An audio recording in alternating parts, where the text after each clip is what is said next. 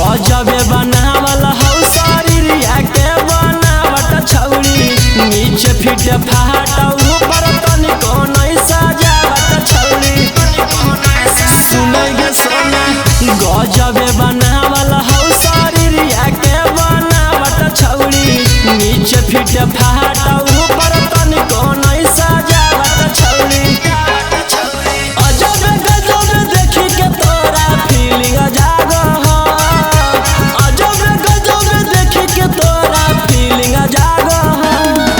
तके तनु नजर फेरियो नहीं ना ओजे भागो हो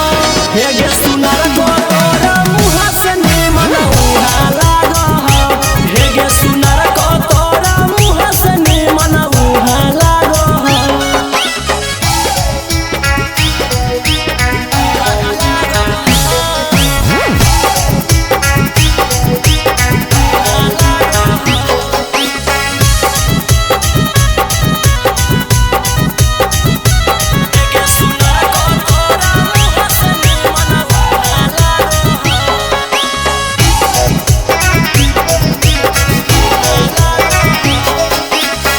एक बार पहुँचे देवो जारो हीराऊ सन के गे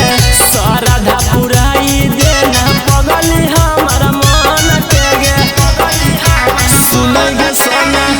एक बार पहुँचे देवो जारो हीराऊ सन के गे श्रद्धा पुराई देना पगली हमर मन के गे गौतम गोलू तोरा से छौरी सेटिंग चलाबो हो गौतम गोलू तोरा से छौरी सेटिंग चला